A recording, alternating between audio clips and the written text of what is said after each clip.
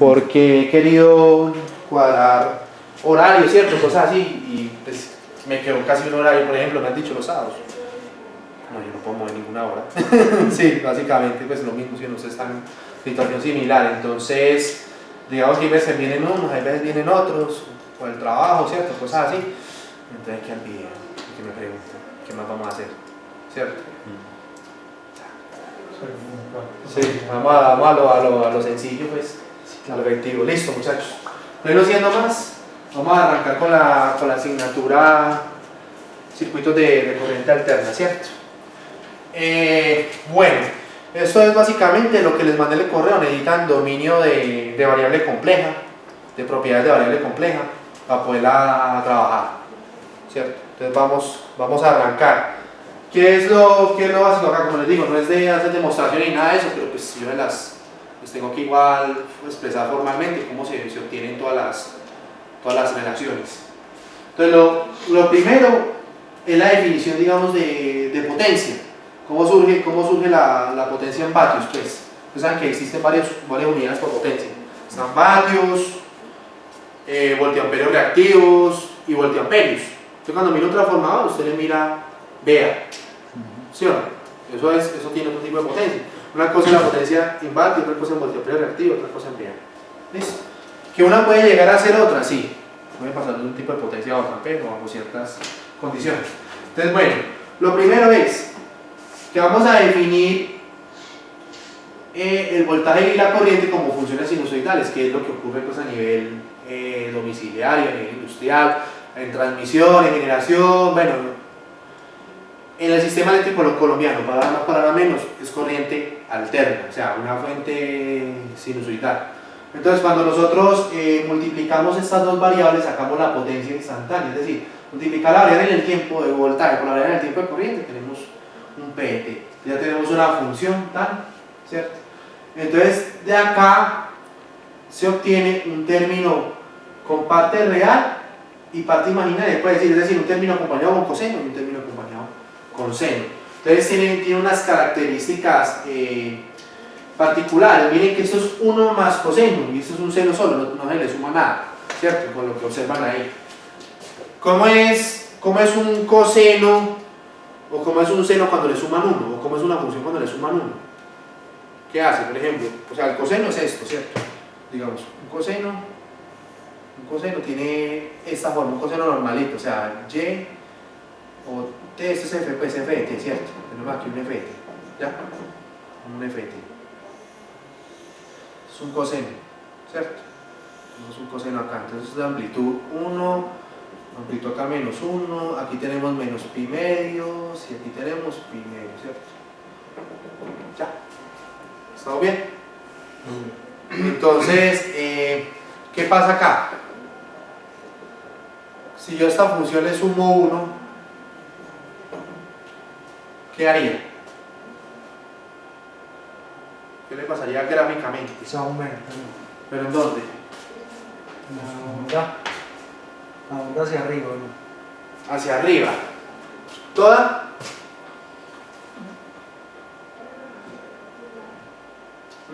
Toda la onda subiría. Yo creo que sí, ¿Sí? subiría y bajaría. No. Solo subiría. Ah, positivo. Subiría una unidad, es decir, quedaría de esta forma. Entonces, Ya no sería el menos 1, sino que el menos 1 sería 0, por decir algo, ¿cierto? Entonces ya no llegaría a 1, sino a 2. Y donde está 0 sería 1, ¿no? Entonces, es que, exacto, entonces esto sería algo de esta forma, ¿cierto? Quedaría así. Entonces miren que eso es una función que positiva, negativa o qué. positivo. ¿Cierto? Es una función negativa, positiva, perdón. Esto es menos pi, ¿cierto? Este es pi, ¿no? Y aquí tenemos menos pi medios, aquí digamos que tenemos pi medios. Listo. O sea que es una función positiva. ¿Qué pasa? O sea que siempre va a ser positiva. O sea, el p, observamos que siempre va a ser positivo. Pues esta parte con el coseno. Y esta parte con el seno es un seno. O sea, al ser un seno sin desplazamiento tiene parte positiva y parte negativa. Listo. Pues esa es como la primera conclusión que podemos hacer al respecto. Listo. Listo. Entonces, ¿cómo queda esto acá? miramos una resistencia. ¿Qué pasa en una resistencia? Entonces, en una resistencia, o sea, tenemos aquí que BT es BM coseno de omega t más alfa, ¿listo? Y EIT es BM seno de omega t más beta. Entonces vamos a definir un ángulo que es θ, que es igual a la resta de alfa menos beta. ¿Ya? Es un ángulo θ. Este ángulo se conoce como el ángulo de la impedancia. Ángulo de la impedancia. Entonces, si nosotros tenemos una resistencia, para una resistencia es parte real únicamente. Entonces, tenemos algo con parte real, el ángulo vale 0 grados. Con una resistencia. Entonces, listo. Partiendo nosotros de ese orden de ideas, si observamos este término acá,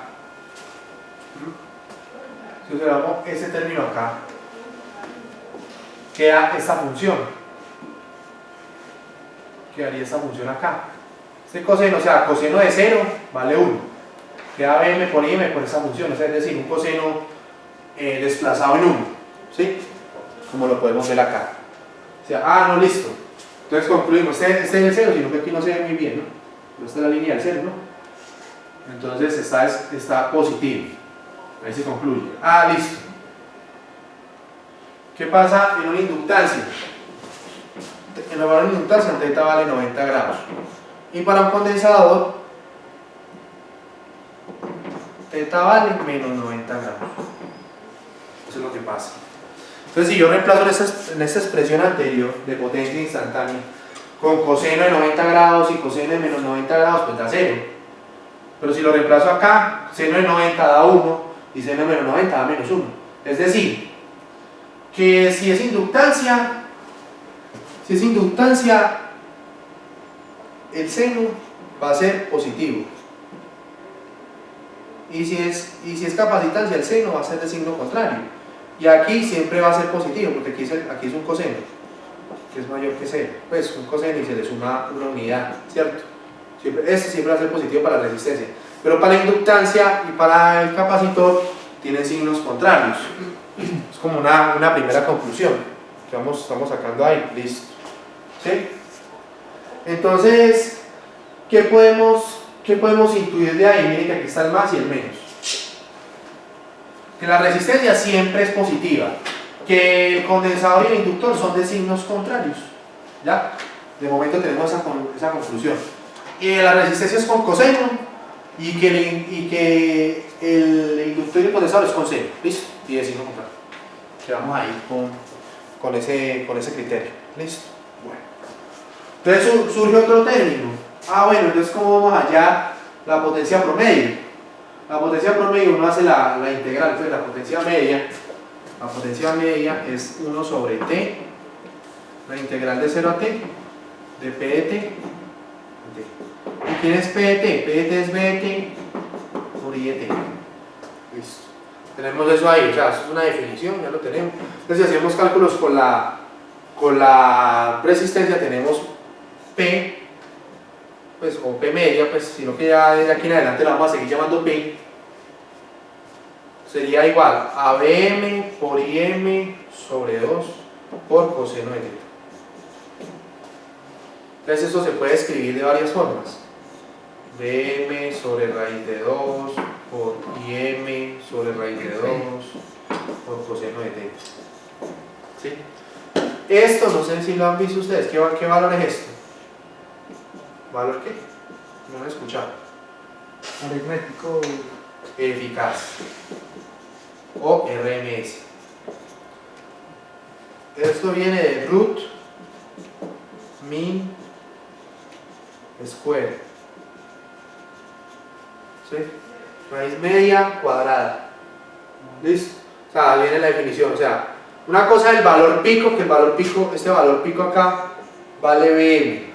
Pero una señal uno la puede representar como un valor eficaz o RMS. Un multímetro análogo de aguja, pues un voltímetro pues de aguja, le da valor pico. Un multímetro digital le da valor RMS por defecto. Entonces cuando ustedes mide en el toma, les dice 110, ¿sí o qué? No pues uno digital, 110, 115, bueno, 120. Ese valor es RMS, es eficaz, no es valor pico. Entonces, ¿cómo hace uno para hallar el valor pico de esa onda sinusoidal? Coge 120 y lo multiplica por raíz de 2 y ya tiene el valor pico de la seno, pues que llega ahí al toma. ¿Sí? O sea, un multímetro mide valor eficaz siempre, de voltaje y de corriente. Entonces, por ejemplo, si yo les digo una cosa, yo les digo así por decir algo, es que esta medida dio 10 amperios y no les estoy especificando qué tipo de medida es, si la tomé con un multímetro o con un instrumento que tenga, ¿cómo es que se llama? Un galvanómetro, ¿cierto? Que tenga la aguja, instrumento de aguja. Si nunca le especifico, uno por defecto asume que esa medida es eficaz. ¿Ya? Cuando no especifica algo, es eficaz. O RMS. ¿Listo? Para que sepan pues eso y lo tengan presente. Bueno, entonces las unidades de esto es vatios, kilovatios, pues eso ya son prefijos, pues. Megavatios, día a la 3, día a la 6, teravatios, ¿cierto? Bueno, listo. Muy bien. Este coseno de teta se conoce como el factor de potencia. Factor de potencia de la carga. ¿Sí? Entonces el factor de potencia, hay varios factores de potencia. Factor de potencia. El factor de potencia puede ser 1, pero cuando la carga es únicamente resistiva. Puede ser en adelanto, cuando la carga es RC. O puede ser en atraso, cuando la carga es RL. ¿Sí? Y ese es un valor que suele ir, o sea, el factor de potencia suele ir entre 0 y 1. Si uno va a obtener un factor de potencia mayor que 1. Por ejemplo, un motor 0.8. Y un motor como es una carga RL, un motor pues de inducción, es algo industrial, 0.8 ¿en qué? En atraso. Pues aquí en atraso. ¿Qué significa eso de atraso, adelanto? Estamos hablando, eso tiene que ver el voltaje con respecto a la corriente. Entonces, si es en atraso, si es en adelanto, entonces uno dice, no, pues B atrasa a la corriente o la corriente adelanta a B. Si es en atraso, ¿qué dice uno? Que B adelanta a la corriente o que la corriente atrasa al voltaje. ¿Sí? ¿Qué más? Los símbolos se ven claros ahí. Hay que estuviera hablando en arameo. Parece. Listo. Bueno, entonces miren que esa materia tiene mucha vaina, muchachos. Esa materia tiene mucha vaina y de aquí en adelante, como he dicho, eso va a ser pan de cada día. ¿Listo? Ojo con eso. Entonces, ¿qué pasa acá? Lo mismo, entonces miren que yo puse aquí BRMS por IRMS, donde BRMS es BM sobre raíz de 2 y IRMS es IM sobre raíz de 2. Lo que tengo ahí, lo que más compacto. Entonces se empiezan a surgir varias variables. Entonces, si va con el coseno, es P. Si va con el seno, es Q. Y las unidades son voltiamperios reactivos, kilovoltiamperios reactivos y megavoltiamperios reactivos. Si es S, o sea, sin seno ni coseno, es voltiamperio, kilovoltiamperio y megavoltiamperio. Entonces, ¿cómo se representa eso? P, Q, S, y aquí viene el teta que hablamos del factor de potencia. ¿Sí? Entonces, esta es potencia activa o potencia pues efectiva, ¿no? Efectiva, la que mide los contadores. Activa. Esta es la que mide los contadores, pues a nivel residencial, porque a nivel industrial también mide Q. ¿Por qué? Porque si usted tiene una empresa con muchas máquinas, pues obviamente va a haber un momento que este cateto que hay acá, aquí 90 grados, este cateto que hay acá puede llegar a la mitad de este valor. Entonces la empresa penaliza, las electrificadoras penalizan a los usuarios si la potencia reactiva supera la mitad de el valor pues, de la potencia activa. Entonces ahí es donde entra la compensación, es decir, donde entra banco de condensadores y todo esto, ¿cierto? Para compensar, para reducir esto, para que no le van a cobrar ahí la factura. La pena siempre la cobran, pero la Q no la cobra, pues a un usuario residencial no se la cobra, a un industrial dependiendo del consumo de Q. Entonces esto ya es potencia reactiva y esto es potencia aparente. ¿Sí? ¿Listo? Entonces tenemos las definiciones. Este tipo de triángulo que hay acá es para una carga, es para un factor de potencia en atraso, este triángulo que hay aquí. ¿Que ¿Cómo sería en adelanto? En adelanto es capacitivo, entonces cuando es capacitivo es negativo. Entonces sería P, tenemos Q, o sea, factor de potencia en atraso, entonces es una carga RL. Carga RL. Factor de potencia en adelanto, entonces aquí va el Q, aquí viene la S, y aquí está θ. Entonces sería, esto es factor de potencia en adelanto, y eso es un tipo de carga RC. ¿Cuándo es el factor de potencia 1? Pues cuando el triángulo solamente es un lado, es decir, cuando P está aquí, o sea, los tres están encima, P está acá, y Q vale 0, o sea, Q vale aquí 0, Q vale 0. Entonces, como este cateto vale 0, entonces no hay de otra que esta S quede encima de la P, ¿ya? O sea, el cateto se cae, entonces queda sobre la P. Entonces, ahí, bajo esa condición puede pasar a ser la S, puede pasar a ser P, ¿ya? Palabras más, palabras menos, esto se resume en la siguiente diapositiva. Mírenla. Entonces aquí ya surge la definición de potencia aparente. La definición de potencia aparente se define como S, y eso es igual a B por I conjugado. ¿Y conjugado qué es? Cambiarle el signo al ángulo de la potencia. Cambiar el signo, no a la magnitud, sino al ángulo. Eso hay que hacer ejercicios, pero cambiarle el signo al ángulo. Es una definición, se puede definir como B conjugado por I, sí. Hay pocos libros donde lo utilicen así. La más utilizada, la definición más formal para esto es de esta forma. Y entonces si utilizamos esa convención, como está acá, implica que la P siempre es positiva, que es lo que pusimos acá. La Q es positiva para las inductancias, negativa para los condensadores mismos. Inductancia, condensador. ¿Sí? Entonces, además de esto, entonces esto aquí uno puede ampliar la ley de Ohm. Esto es una ley de Ohm, pero ampliada, o sea, una ley de Ohm compleja, no solo con resistencia. Entonces uno puede expresar la S lo mismo, como cuando uno piensa en la potencia de resistencia, que es I al cuadrado por R, ¿no? Por ejemplo, I al cuadrado por R. Entonces, pero como estamos hablando de números complejos, esto es I, el módulo, al cuadrado, no por R, sino por Z, por la impedancia. Listo. B al cuadrado sobre R. Entonces B al cuadrado, el módulo, miren que lo estoy metiendo aquí en barra, valor absoluto, sobre Z, pero entonces aquí uno pone Z conjugado, bien acá abajo, ¿sí? La Z, ¿quién es? La Z es una carga RL, una RC, una carga R, una L, bueno, cualquier tipo de combinación. Entonces, por ejemplo, cuando la carga es aquí inductiva, tiene la parte imaginaria positiva, entonces ese Z es R más J XL. ¿Y quién es XL? XL es 2pi por F por N, por inductancia, porque mira la inductancia. Entonces, por ejemplo, acá, ¿cómo es la Z acá? Aquí es Z igual a R menos J omega, perdón, menos J XC. ¿Y quién es XC? XC es 1 sobre omega C.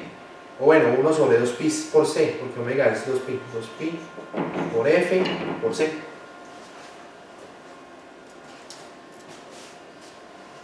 ¿Estamos bien?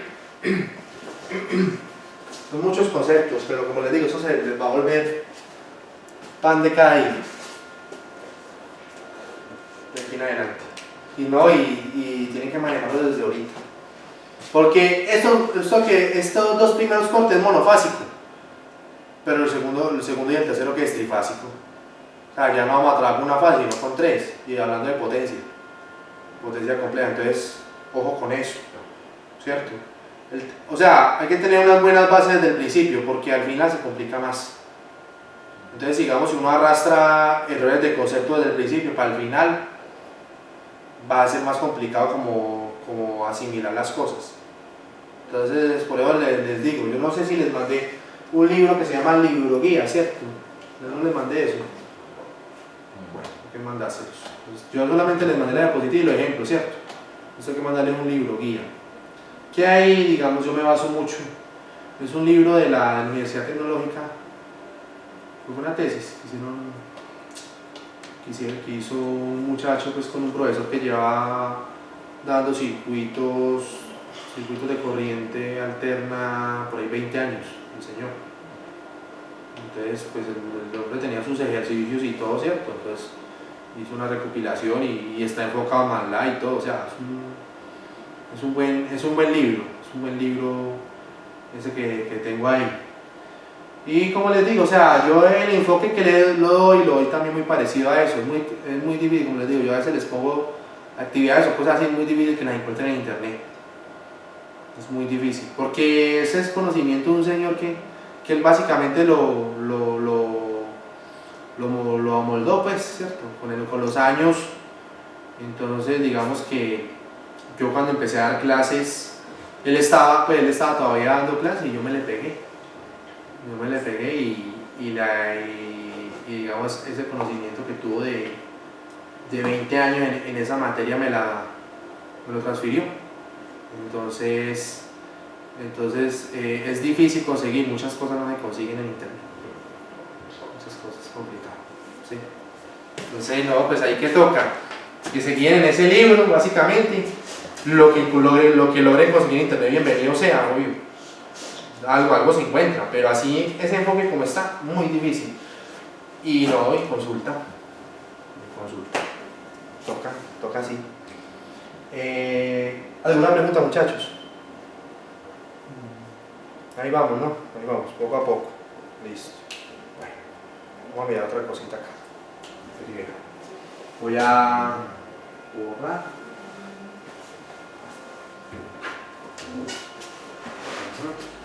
Entonces vamos a hablar acerca de compensación de potencia. Vamos a hablar acerca de compensación de potencia reactiva.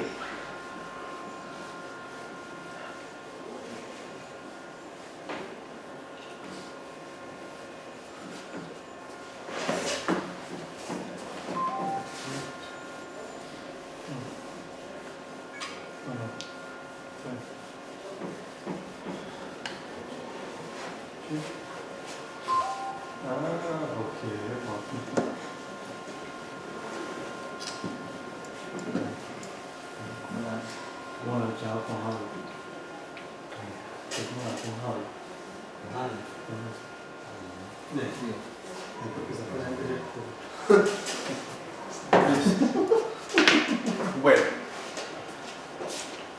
entonces digamos que tenemos inicialmente, entonces hablemos esto de mejoramiento del factor de potencia. Ya vamos a hacer ejercicios, sino que pues me toca la parte teórica, ¿cierto? Tengo una impedancia KZ. Aquí hay una corriente y aquí hay un voltaje.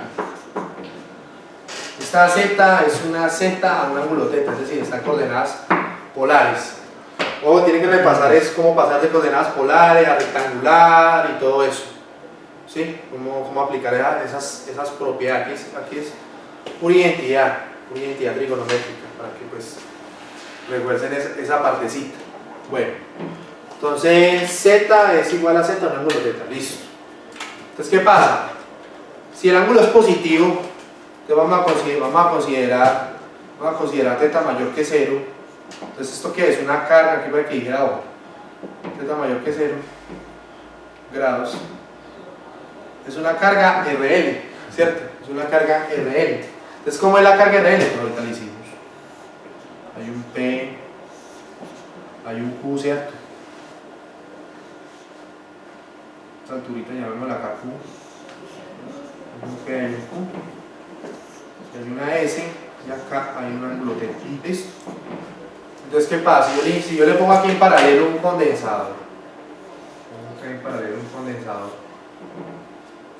Menos JXC, ¿por qué? Porque es capacitivo y por eso es negativo, entonces menos J sobre omega C, o sea, menos J sobre 2pi FC. Entonces, este condensador lo que va a hacer es inyectar una potencia reactiva al sistema, o sea, va a alterar solamente esta parte en Y, no va a alterar la parte en X, ¿por qué? Porque la resistencia sigue igual, ahí en el circuito. O sea, esto aquí, si yo le hago un zoom a esta carga aquí, es un R y un L, ¿ya? Esto es un R y esto es un JXL, o sea, J es pi F L. ¿Sí? Eso es. Bueno, entonces, ¿qué dice acá? Hay que calcular Q. Entonces Q, eso es lo mismo como potencia, con la potencia de la resistencia, entonces hay varias formas. Y al cuadrado, piensen en una resistencia y verán, y al cuadrado por R, B al cuadrado sobre R, entonces aquí se puede hacer algo parecido. Entonces se puede hacer aquí B al cuadrado sobre XC. Y XC, ¿quién es? XC es esto. XC es 1 sobre 2pi FC. Esa es la potencia que inyecta. Entonces esto inyecta un Q. O pongámosle un Q sub C, pues. Entonces esto inyecta un Q. El signo de este Q es negativo. Inyecta un Q sub C. ¿Ya? Entonces acá da una resultante. Aquí da una resultante. Queda una resultante que queda Q', pero P se mantiene constante. Entonces aquí este ángulo va a ser un θ', va a ser más pequeño, ¿no? Ese es el hecho. O sea, pero, ustedes miran, es que esto puede bajar más. Ahí donde está el diseño, claro. No puede bajar. Ya sería un condensador demasiado grande, entonces ya estaría pecando por sobredimensionar el sistema. Entonces, la idea es acercarlo esto a cero lo que más se pueda, por encima. Pero pues es que hay muchas cosas, porque a nivel industrial, depende del nivel de tensión que se maneje, un condensador, ¿cierto? Un condensador tiene su costo. Entonces, por ejemplo, yo por acá creo que tengo algunos de estos, o no tengo. O los... sí, por acá. Entonces yo por acá, por ejemplo, tenemos este condensador. ¿Qué dice ahí en esos datos? ¿Hay otro? No me lo olvido, yo los pasé descargados, pero ustedes cada vez que vayan a coger este condensador tienen que descargarlo porque puede quedar con carga residual. Puede ser que alguien haya trabajado, alguien se le olvida las normas de seguridad, entonces, o simplemente por los químicos que tiene puede tener una autocarga, ¿ya? Entonces uno siempre, antes de pasarlo, antes de dejarlo en alguna parte, usted lo descarga, ¿cierto? Yo no sabía. Bueno, listo. ¿Qué dice esto, por ejemplo? ¿Qué dice ese condensador, por ejemplo? Motorrón capacitor. 10 microfaradios. 10 microfaradios. Más 5% marcha. 50 dividido 60 Hz. Sí, funciona para las dos frecuencias. Digamos aquí es 60. ¿Qué más? ¿Cuál es la otra? 50. Entonces que 50 no hay aquí en Colombia, 50 en Chile, ¿Y por qué? por ejemplo. Son sistemas diferentes, simplemente. 370 VAC. Voltaje de corriente alterna. Esos condensadores ahí donde los ven ustedes, vale aproximadamente 8.000 pesos. Un condensador de eso, ¿ya? Miren que 370 voltios. Si ustedes quieren subir más de capacidad, lo van a conseguir en 12.000 pesos. Por ejemplo, de 20 microfaradios, lo van a conseguir en 12.000 y 16.000 pesos. Lo van a conseguir. Que necesito más tensión, pues lo van a conseguir más caro. O sea, según el nivel de tensión, según la capacidad, entonces todo eso va de la mano acá hasta donde uno quiere mejorar y hasta donde le conviene mejorar esto. ¿Cierto? ¿Cierto? Entonces, si nosotros observamos acá, este θ', es mayor o menor que θ. Este es menor. Menor que θ. Entonces el coseno de θ', ¿cómo es en comparación con el coseno de θ? ¿Mayor o menor? mayor. ¿Y qué va relacionado acá? Este es el factor de potencia, pues digamos prima, y este es el factor de potencia normal. O sea que simplemente con yo colocarle un condensador acá, estoy acercando esto a cero, este ángulo a cero. O sea que si estoy acercando el ángulo a cero, entonces estoy diciendo que el factor de potencia, que este factor de potencia tiende a 1. Y eso es lo ideal, que el factor de potencia tiende a 1. Es decir, que la electrificadora vea la industria como que fuera un usuario residencial, a pesar de que está consumiendo potencia reactiva. ¿Ya? Obviamente, un condensador no funciona únicamente de mejorador del factor de potencia, no.